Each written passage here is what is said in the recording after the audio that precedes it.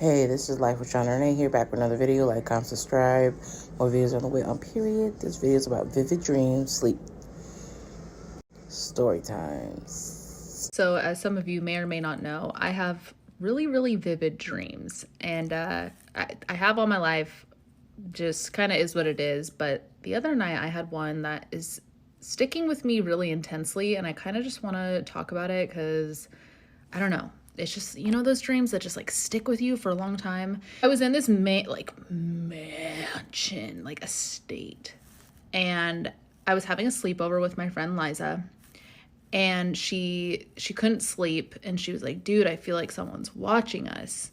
So she was like super freaked out. So I just like look over to the doorway, and there's this figure. He's like, I know he's a guy. He's like 7'5", and he's standing in the doorway, and don't mind my bed, I'm just in laundry, I'm about to make it. He's like poking his head in, and then he would like go away. And I was getting super irritated at him, like not even scared. I was just like, dude, like, what do you need? And the first time he was like, he never spoke, but it was like we were talking through our heads. Like he was completely nonverbal, but I knew what he needed, and he needed food. And he wanted like sweets. Like I don't know. So we went down to this like beautiful kitchen that you'd imagine such a big estate would have. And I was like, Liz, like we gotta make him like what he wants. He wanted like a sundae, like whatever. And we bring it back up and we set it on the floor, and I was like, I don't know where you are, but like, here's your food, dog. Leave us alone. We need to go to sleep. So he asked us like 2 more times to make food. It was like a loop type thing. Finally, he's chilling. We're chilling. We fall asleep. We wake up the next morning, and Liza like gets up to go to work or whatever, and she leaves, and she was like, or when she left, I was like kind of still feeling him, but it was daytime in our room, and I see a figure do the same thing and go back, and I was like, I saw you. Come here. Like, what's up? He was like 7'5", kind of like shaggy, like beachy hair, but he was blue, like the mean people in the Proud Family, like just like all blue and not human. Like I knew he was an entity of some sort. And again, like we were just kind of talking through here, but he picked me up, and he like was like holding me, and I like had my legs around him, and I was like, what's going on? Like I was like really trying to understand him and like be there for him, and asking him like why he was lurking. And we just had like a really good conversation, and that's kind of that. I know that doesn't sound that crazy, but if you're a vivid dream person, you know it when I say that I miss him. Like this was 3-4 days ago, and he's still in my head. Oh, by the way, his name is Victor. He told me his name is Victor. And also that next morning, like in real life, I ordered a coffee, and my Postmate's name was Victor, which was hella weird, but beside the point. Yeah, I feel like I'm like mourning him. So I don't know. Just kind of felt like sharing that. If you're someone with vivid dreams, maybe you get me on that one. But I have several more stories if you want. I have 28 years worth of just content up there. So let me know. And Victor, if you're watching this, come visit me in my dreams. Be nice though.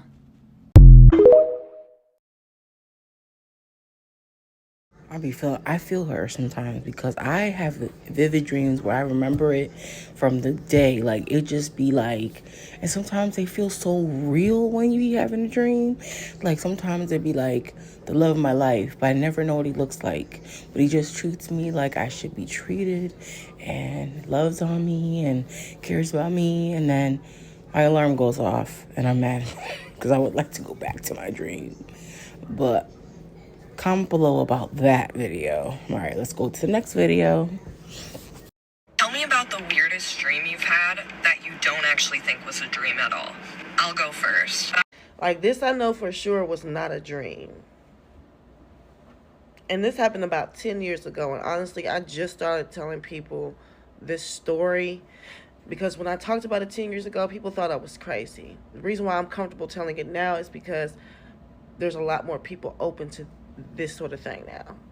But anyways, I was in my bed asleep, and I had to work in the morning, so I was knocked out.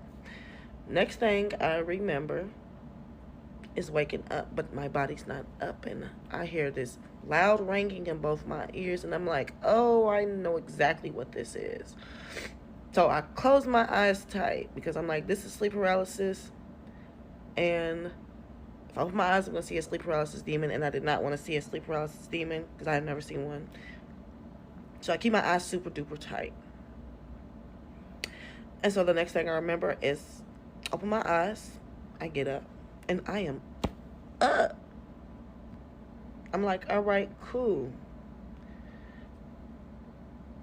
No. I turn around, and I'm asleep in the motherfucking bed. First and foremost. Yes. I'm asleep in the bed.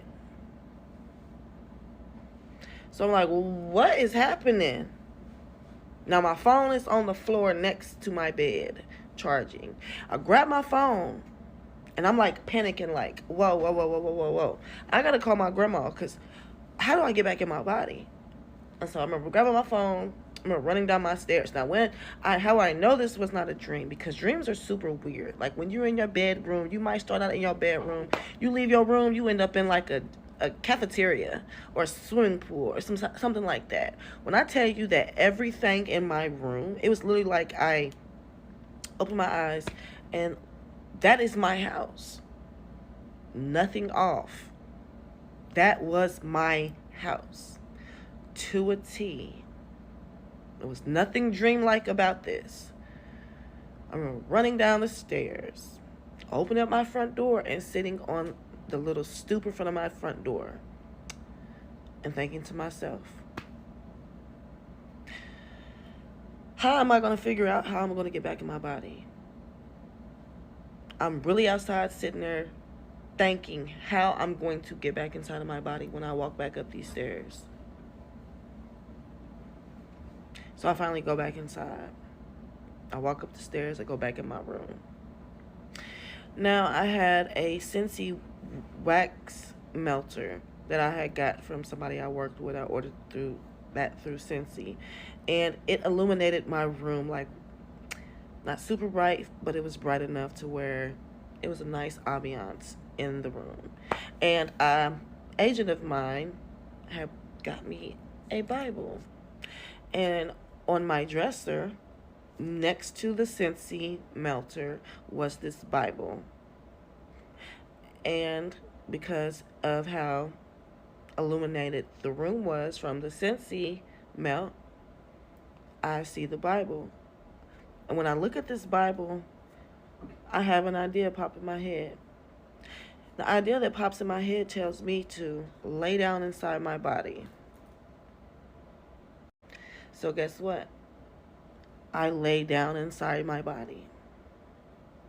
And once I lay down inside my body, I wake the fuck up in real life.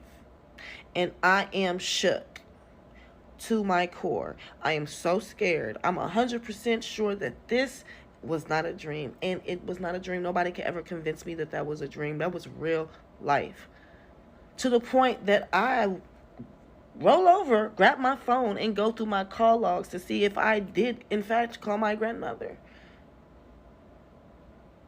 Now that I'm older and I've heard of astral projection, I realized that's what that was. 10 years ago, I did not know too much about it, and a lot of people were not open to the idea of that. So when I did tell people, they thought I was insane. But now, knowing what I know now, I know that I astral projected inside my house. And I haven't done that. I haven't astral projected since. To be honest, it was really scary, so I'm kind of glad I did not. But in that house, it wasn't haunted. It wasn't negative vibes. But I feel like I did have a spiritual awakening, because that was not the only thing super duper trippy that happened to me in that house. Like, majority of the trippy stuff that happened to me was in that house, in my first apartment. So I feel like I actually did have a spiritual awakening in that house. But yeah, that was not a dream. That was real life.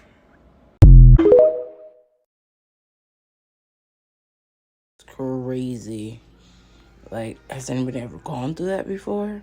Comment below. There's another video. Let's watch it. Tell me about the weirdest dream you've had that you don't actually think was a dream at all. So this is a true story. Like, this legitimately happened. I have a couple of witnesses, and there is a news article because, like, I know for a fact this wasn't just a dream. Like, everything that happened in my dream happened in real life. I just didn't know. But, like, the way this unfolded. So I go to sleep, and I just have a normal dream. I sleep throughout the whole night. And when I wake up, my boyfriend wakes up with me, and he's like, thank God you're up. Can we go get coffee? I slept like crap all night. I was up all night. I was actually getting kind of jealous because you look so damn peaceful. Like, so I'm like, yeah, I just had this crazy cliffhanger ending of a dream. I hate those. Let me tell you about it. He's like, all right, cool. So I'm making us coffee. We're sitting down getting comfy, and I'm telling him about my dream. I'm flying above the clouds. Eventually I get bored, and I'm like, is it an ocean, a city? What's underneath me? So I go through the clouds, and I notice I am over an ocean, and directly under me, traveling in the same direction, is a bridge going into a city. I'm like, oh, that's cool. I get closer and closer, and I notice there's actually a car traveling the same everything but altitude as me. And then I kind of scan further on the bridge now that it's coming more in view and I can see. There's only one other vehicle on this bridge. It's an 18-wheeler, and that's leaving the city. So they're going to pass each other. The problem, as I'm getting closer, I'm noticing this semi-truck is swerving a lot. And I'm like, ooh, this is not going to end well. So as fast as I can, I'm trying to get to this car. My idea is I'm going to make myself big and hug the car and protect it. The problem is when I got to the car, I couldn't make myself big. So I felt like I have to choose. I only have enough time for one thought, and that thought was, this baby is the only one in this scenario that has not had a chance to live. I finally make it to the car. I wrap my body around the exposed part of the car seat, and as soon as I grab onto the back of this car seat, boom, instantly the baby starts screaming in my face, and I'm like, thank God, baby's okay. You know how in a dream you just know things without having to look at them? Something in me said, Mom didn't survive this. And then I kind of tried to focus on the truck, and it looked like the driver was passed out on his steering wheel. He was barely hanging on, but he was alive. Out of sheer panic, I just start screaming, help us, someone please help us. And then boom, I wake up. So I share this with him, and he's like, you're weird and you have weird dreams. And I'm like, yeah, I know. Literally 2 minutes later, my sister calls, and she's like, hey, I'm off today. I'm like, oh, cool, we are too. And she's like, oh, well, put me on speaker. I'm reading news articles, and I want somebody to talk to about them. I'm like, all right, go ahead. She picks a random ass article. Tell me why. This article was my fucking dream. It was about a car accident that happened on a bridge in New York, like 2, 3 a.m. Mind you, I'm in Michigan. My boyfriend was up all throughout the night. I was here. I was in my bed in Michigan dreaming. Okay? There's no way I could have been on this bridge at 2, 3 a.m. and made it back to my bed, even if he was sleeping through the night. And just imagine he kept, I still wouldn't have made it here on time to wake up and have coffee and get this phone call. I would not have been here on time. So my sister gets through the article, and I explained to her my dream, because my boyfriend and I are just staring at us. He was terrified. I was shook, but not the same way that he was. My sister gets to the end, and she's like, somebody called 911, and even though it was only a couple of seconds they were on the phone because it got disconnected, they sent emergency services to that location, and they were able to save the truck driver and the infant. They were able to save them, you guys. So they post this clip because they're trying to find who it is that called, because essentially that's the person that saved these lives. So they want to thank them appropriately. We were not prepared. My sister hits play. Tell me why we hear my voice screaming, help us, someone please help us. And then right after that, when I wake up, same time that call ended. This is a very, very true story. It happened like 10, 11 years ago. I do not have the article anymore, or I would insert here. But yeah, Yeah, no, that really happened. And I can't explain it. 10, 11 years later. What was that?